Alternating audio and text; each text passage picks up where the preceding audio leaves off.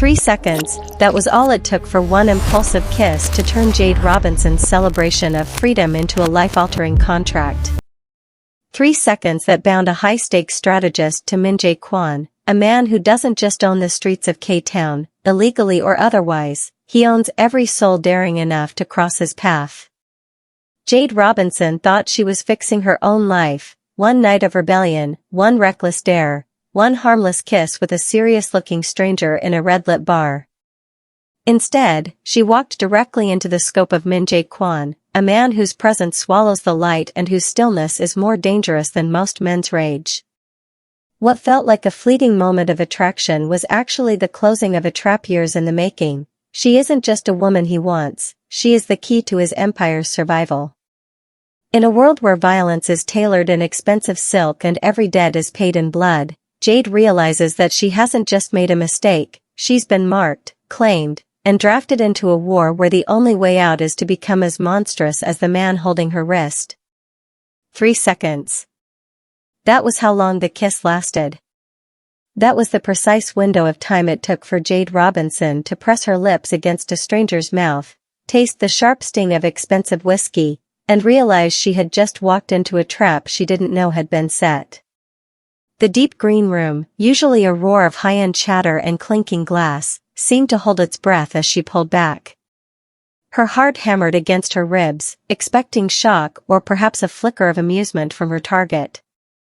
Instead, she found something far more dangerous. Min-Jae Kwon's eyes locked onto hers like a scope finding its target, dark, unreadable, and absolutely certain. He was massive, not in the decorative way of men who lived in gyms, but in the way of men who broke things for a living. His presence swallowed the light of the bar, and the tattoos crawling up his neck disappeared beneath a crisp white collar that looked too expensive for the neighborhood. Jade's hand, still resting flat against his chest, felt the steady, unmoving heat of him. He was a predator in repose, his hands resting on the table like weapons at ease. "You taste reckless," he said, his voice a low, even vibration that made Jade's throat feel tight. "It was just a dare," Jade managed to say, lifting her chin with a defiance she didn't quite feel. "Game's over. You can let go now." But his hand moved, not fast, but deliberate, wrapping around her wrist. His grip was absolute, not painful, but immovable. He measured her face as if she were a problem he needed to solve before deciding how to react. "Games have rules," he murmured, his thumb brushing the pulse point on her wrist, "and consequences." In their small pocket of space, time felt suspended. The bar moved around them, someone laughed too loud, glass shattered near the pool tables, but Jade felt caged by his presence alone. She noticed then the fresh blood dark against his knuckles, glistening under the neon lights. It wasn't his blood.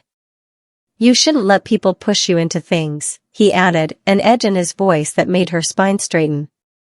He stepped back suddenly, giving her space as if he'd never blocked it in the first place.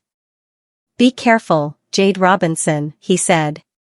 Her name in his mouth sent chills racing down her arms. She hadn't told him her name. Jade didn't wait for an explanation.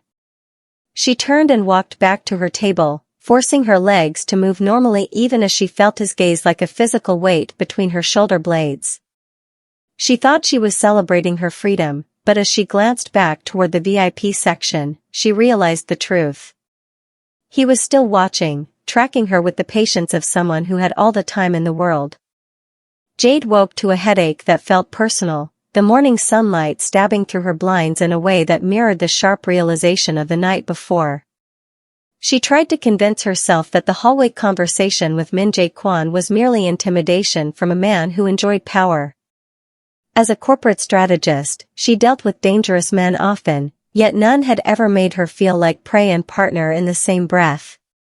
Her phone buzzed with 3 missed calls from her office, at 6 a.m. on a Saturday. "Jade, thank God," her assistant whispered on the first ring, the sound of shuffling papers frantic in the background. "We have a situation. A new client bought a controlling stake in the firm overnight. He's asking for you specifically." Jade already knew the name before it was spoken, Min-Jae Kwon. He was waiting in the main conference room with lawyers and a staggering amount of security. When Jade stepped through the glass doors 45 minutes later, the office was unnaturally quiet, the usual morning chaos replaced by a tension that felt like the moment before a bomb detonates. 7 men in black suits flanked the conference table like cemetery statues. Her business partner, Richard, sat in the corner, his face the color of spoiled milk. At the head of the table sat Min-Jae. He had traded the bar attire for a charcoal suit, perfectly tailored to his massive frame, with the high collar concealing the ink on his neck. Richard is no longer relevant to this conversation, Min-Jae said, his dark, calm voice commanding the room.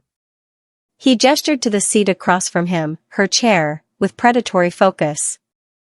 He slid a manila folder across the polished wood. Open it. Inside were high-resolution photographs of the accountant from the club, now a twisted corpse in a dark alley. Jade swallowed hard, looking up into his depthless eyes. I don't need legal help, he murmured, leaning close enough for her to smell cedar and ozone. I need a miracle worker. I've read your file, Miss Robinson. The offshore banking you built for the Sinaloa cartel was beautiful work. When Jade moved to protest, he pulled out a phone and pressed play. Her own voice filled the room, discussing wire fraud and the destruction of evidence from a case 3 years ago. I bought your partner's gambling debts 3 months ago, he said pleasantly, pocketing the device. He signed over his rights to avoid having his legs broken. Which means I own you. You work for me now, or that recording goes to the FBI. Jade looked at the photos of the dead man and the weight of her own recorded crimes. I understand, she said, feeling something fundamental inside her crack. Min-Jae paused at the door, a flicker of shared damnation in his eyes. Welcome to the family business. Jade sat in the back of the black SUV, the silence heavy as Min-Jae navigated the vehicle toward a neighborhood that grew progressively emptier.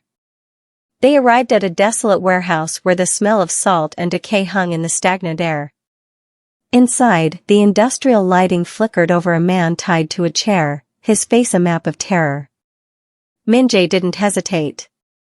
He stripped off his suit jacket, handing it to a subordinate as he rolled up the sleeves of his white button-down, revealing the intricate ink that traced his forearms. Jade watched, her stomach dropping, as the predatory calm she had seen in the bar shifted into something active and terrifying.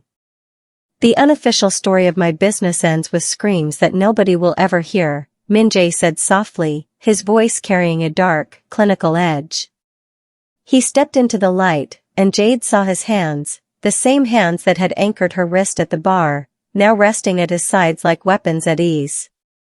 The negotiation was one-sided. Min-Jae moved with the surgical precision of a man who broke things for a living. Every blow was measured, designed to extract information rather than just pain. Jade tried to look away, but Min-Jae's voice anchored her. Look, Miss Robinson. This is the world you walked into. You need to understand what you are sanitizing. When it was over, Min-Jae stepped back, straightening his cuffs as if he had merely been discussing the weather. Fresh blood was dark against his knuckles, glistening under the harsh warehouse lights. Jade realized with a sickening drop in her stomach that the corporate messes she was used to cleaning up were nothing compared to this raw, visceral destruction. You unqualified expert marksman, Min-Jae murmured, approaching her.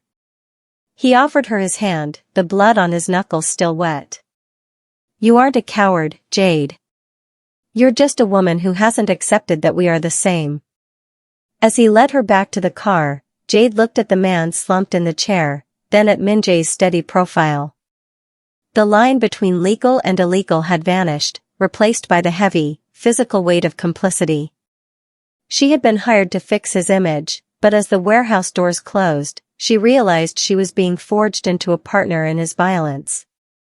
The coffee shop Kesha had chosen was aggressively trendy, all exposed brick and Edison bulbs, but the atmosphere felt thin as Jade watched her best friend of 8 years navigate the crowd.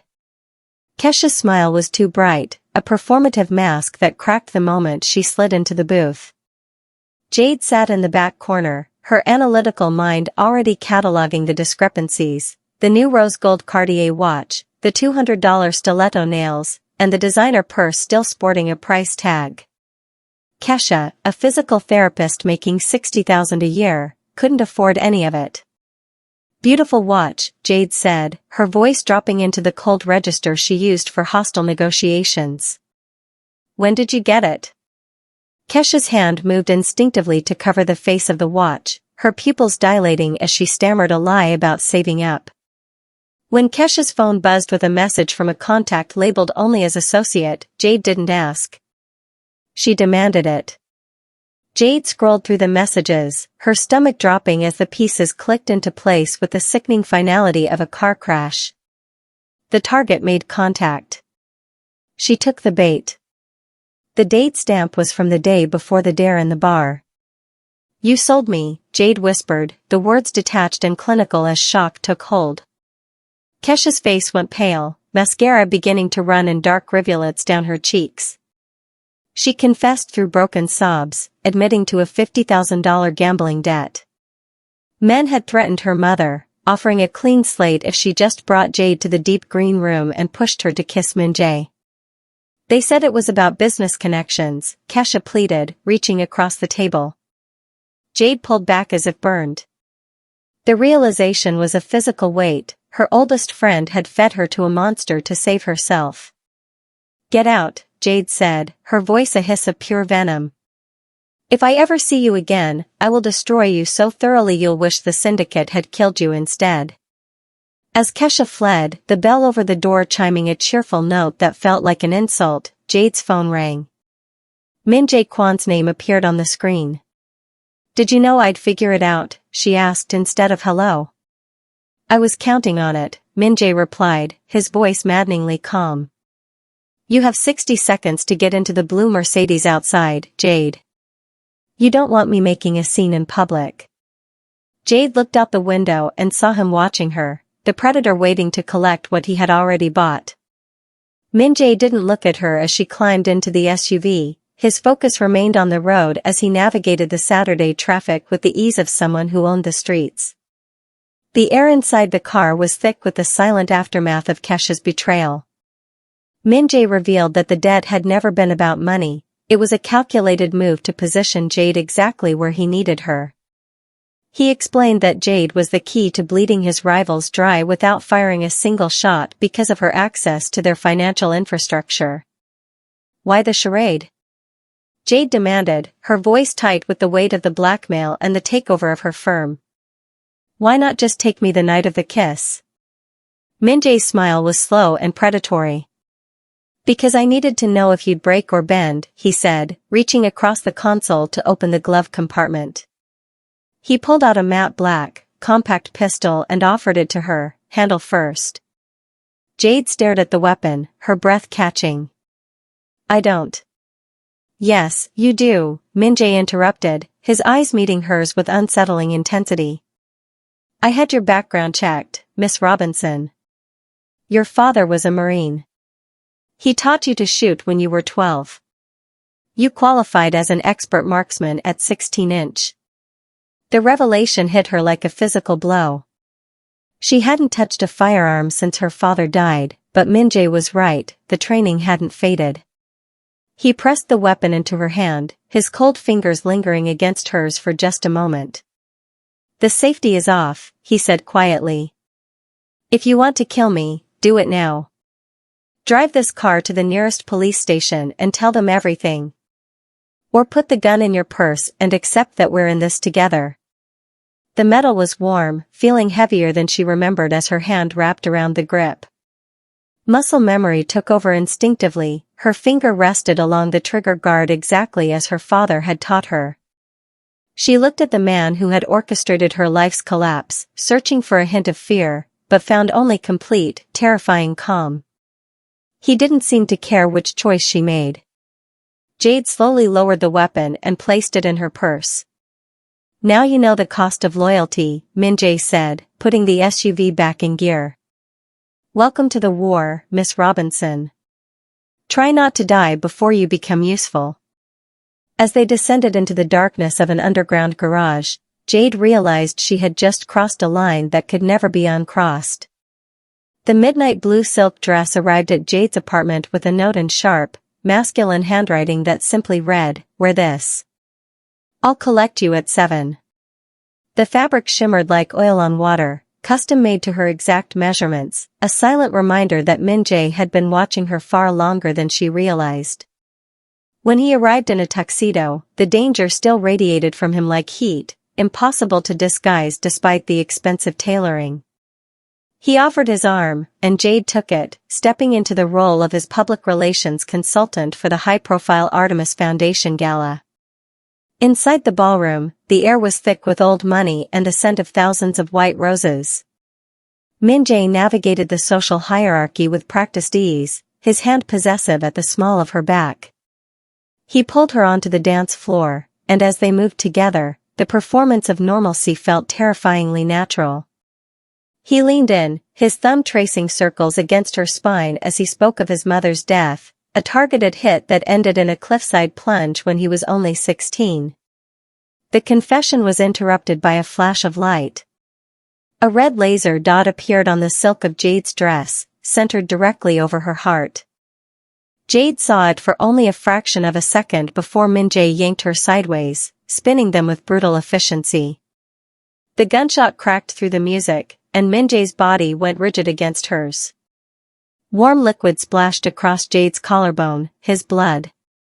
Panic erupted as the orchestra cut off mid-note, replaced by screaming and the heavy, wet sound of Min-Jae's breathing. He dragged her toward a service corridor, his white shirt blossoming into a crimson stain. They collapsed into a cramped electrical room, the floor slick with his blood. "Run," he rasped, his skin going gray as his eyes lost focus. Jade ignored him, her hands shaking as she reached for the small pistol strapped to his ankle. The door swung open. An unremarkable man with a silenced pistol stood there, smiling when he saw Jade holding the weapon. "You should have run, sweetheart," he murmured. Jade didn't hesitate. Her body remembered the training, feet shoulder-width apart, front sight focus, finger squeezing the trigger. The gun bucked in her hand twice. Both shots hit center mass, exactly where her father had taught her to aim. The assassin dropped like a puppet with cut strings. In the sudden silence, Jade stood over the body, the gun still raised, realizing with crystalline clarity that she had just crossed a line she could never uncross. The safe house in Silver Lake was unremarkable from the outside, but inside, the illusion of normalcy shattered immediately into a fortress of bulletproof glass and medical supplies. Min-Jae sat on the edge of the bathtub, his torso a map of old scars, knife wounds and burns that looked deliberately inflicted, while Jade stripped away his blood-soaked shirt with clinical efficiency. Her hands remained steady despite the adrenaline crash, threading a needle she had sterilized as she prepared to close the wound in his shoulder. "This is going to hurt," she warned, though she didn't offer an anesthetic. Min-Jae didn't flinch as the first stitch went through, his dark, unreadable eyes tracking her every movement. The bathroom felt too small and too warm, smelling of blood and the cedar smoke scent of him that lingered beneath the metallic tang. "Where did you learn to shoot like that?" Min-Jae asked, his voice rough with pain as she worked. "My father," Jade replied flatly, tying off a stitch with more force than necessary. She told him of her father's insistence that the world was too dangerous for a daughter to be helpless, and how she had joined the corporate world thinking she could make a difference without getting her hands dirty. "How's that working out for you?" Min-Jae asked. Jade finally looked up, meeting his gaze. "I killed a man tonight. I killed him and I don't feel bad about it." "What does that make me?" "Alive," Min-Jae said softly, his good hand reaching up to graze her cheek. His fingers were cold and sticky with blood, but she didn't pull away. "I should turn you in," Jade whispered, her pulse kicking up as his thumb traced the line of her jaw. "I should take my chances with the legal system. But I won't." When he asked why, she didn't lie to him or herself anymore. "Because I'm already complicit," she admitted, her voice dropping to a low, desperate register. Because I've spent 10 years cleaning up crimes for people who could afford me. Maybe you're the only honest one because you admit what you are.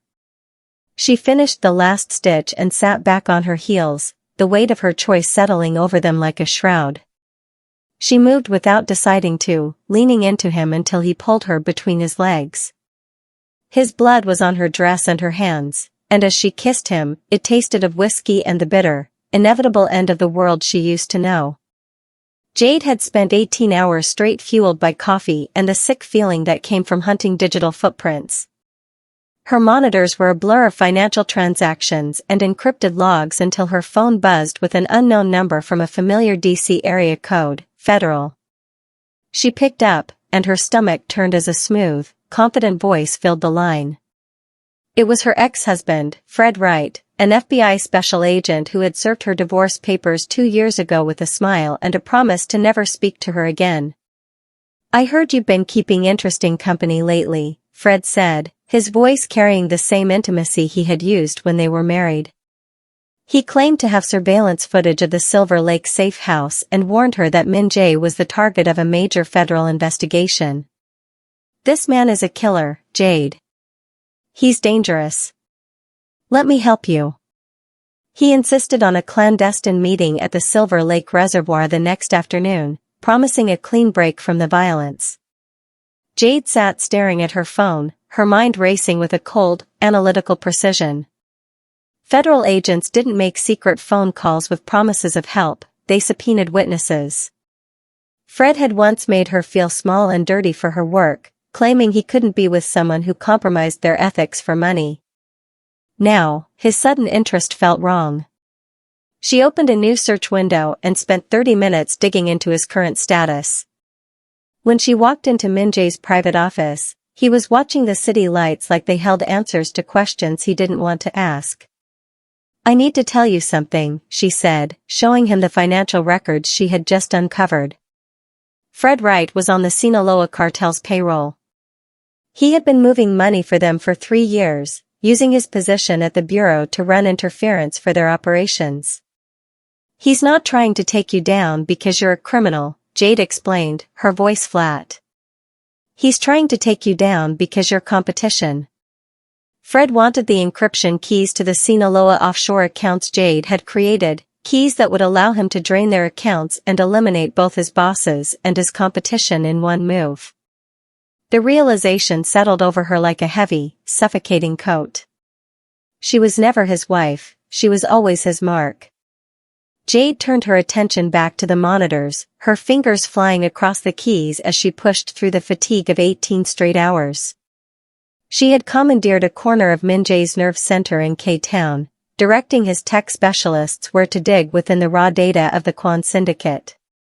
Min-Jae stayed with her, pacing the office and drinking whiskey with mechanical precision, his face a mask that revealed nothing as she hunted for the source of the leaks that had plagued his organization for 6 months. The digital trail was cold, protected by military-grade encryption and biometric locks, but Jade began connecting the dots that pointed to someone with high-level security clearance. She pulled up a series of encrypted messages recovered from a deleted account belonging to an alias, Crown Prince. The messages detailed shipment schedules, security protocols, and personnel files, all shared with a rival cartel lieutenant. "Run it again," Min-Jae ordered, his jaw tight as he leaned over her shoulder. "It's impossible. Check everyone else first." But the metadata didn't lie. Jade pulled up a map showing that the messages had been sent from a device pinging off a cell tower near the apartment of Min-Jae's younger brother, Ji-hun, on nights when he claimed to be out of town. She then accessed offshore bank records, revealing monthly deposits of $200,000 from a shell company linked to the Sinaloa operation. "He's been feeding them information to help them take over your territory," Jade said, her voice rough from hours of silence. The final blow came when she bypassed a hidden encryption layer to find a direct message from Ji-hun to the cartel. "It wasn't just about the money. He's my brother, but he's also the man who killed our father," the text read. "I want to watch him bleed." Min-Jae stared at the screen as if watching his own execution. Ji-hun believed Min-Jae had poisoned their father to take control of the organization, unaware that the old man had actually been dying of stage 4 pancreatic cancer. "I didn't kill my father," Min-Jae said quietly. "I know," Jade replied, standing to face him. "If you had, you wouldn't have needed me to prove your brother's guilt." Min-Jae reached out, his hand cupping her face, his thumb tracing her lower lip as a cold promise of war settled in his eyes. He had asked for proof, and she had delivered a death sentence. They stood together in the rising dawn, two monsters who finally understood that everyone they ever trusted was a liar. The press conference was Jade's idea, a calculated show of strength to project legitimacy after the gala shooting. She had curated the media list and polished the talking points, ensuring Min-Jae appeared as a pillar of the community rather than a crime lord. Standing slightly behind him in a cream suit that signaled competence and trust, she watched him hit every mark with authoritative calm. Then, he went off script. "Before I discuss our charitable initiatives, I must address a personnel matter," Min-Jae announced, his voice steady and cold. He turned his dark, unreadable eyes toward her. "Miss Robinson, would you please step forward?" Jade moved to the podium, her professional mask firmly in place despite the confusion flickering in her mind.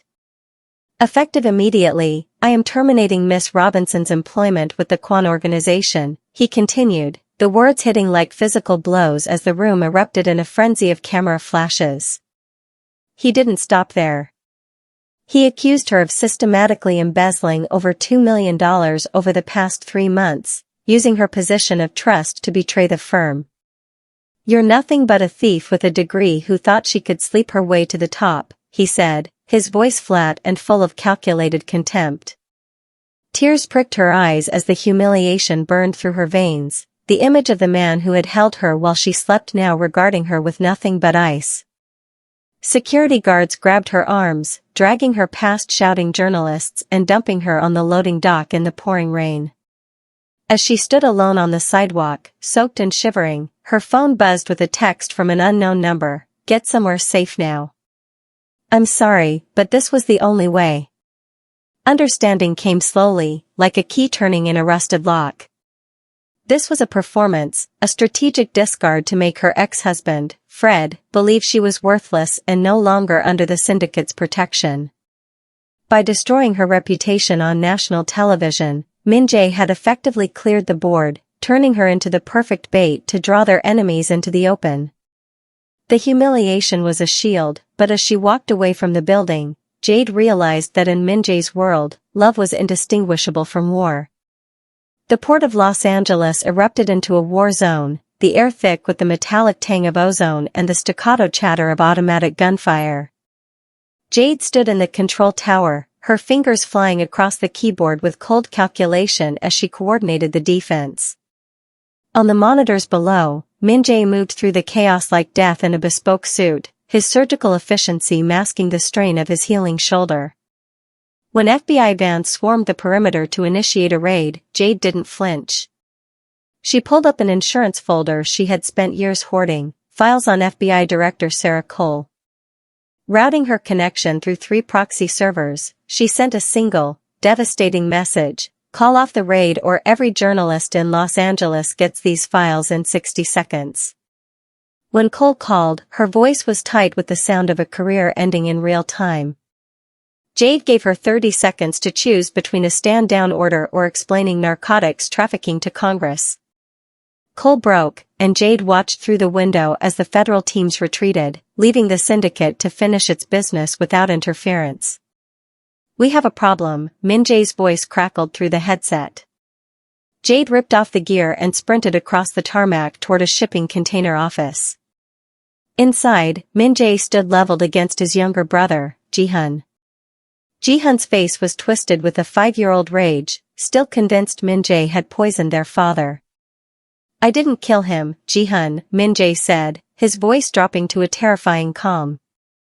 He explained the stage 4 cancer their father had kept secret, but Ji-hun was too far gone, blinded by the false information the Sinaloa cartel had fed him.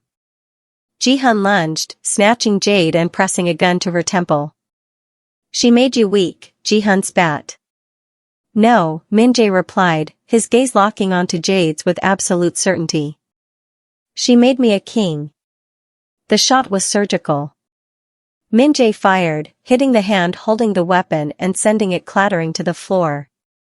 As Jade scrambled to safety, Min-Jae stepped forward, the last of his sentimentality dying with the dawn. He looked at the brother he had once protected and made his final choice. The gunshot echoed through the port, and Ji-hun fell, the betrayal ended by a single, neat hole between his eyes. Min-Jae holstered his weapon and reached for Jade, his hand steady as he pulled her into the first light of a new, uncompromising world. 6 months later, the deep green room had been transformed into a kingdom of vice where the staff and owners were all on the syndicate's payroll. Jade Robinson sat in the blocked-off VIP section, a throne room reserved for their inner circle, wearing a dress and jewelry that cost more than her former life. Her natural curls fell free over her bare shoulders, and her makeup was dramatic, gold shimmer and dark lips, reflecting the confidence of a woman who knew she was untouchable. The Kwon organization had expanded rapidly since the port of Los Angeles. With the rival cartel crippled and the FBI neutralized through Jade's strategic leverage, they had absorbed territory like an infection, taking control of K-Town and the docks. Min-Jae was no longer just a mafia boss, he was a king, and Jade was his queen. She had legitimized their business fronts and created charitable foundations that laundered money so efficiently the government could not touch them. She had turned a criminal syndicate into a corporate empire indistinguishable from a Fortune 500 company, albeit one with significantly better profit margins and zero oversight. Remember this place? Min-Jae murmured against her ear, his hand tracing patterns on her bare thigh. Where you walked up to me like you owned the world? Jade laughed, a genuine and unguarded sound, and turned to kiss him. I was reckless and unaware, she whispered. Now, I don't do dares. I give orders. Around them, the machinery of organized crime ground along smoothly, deals were made, and loyalties were tested, but in their corner, they were alone in their shared damnation.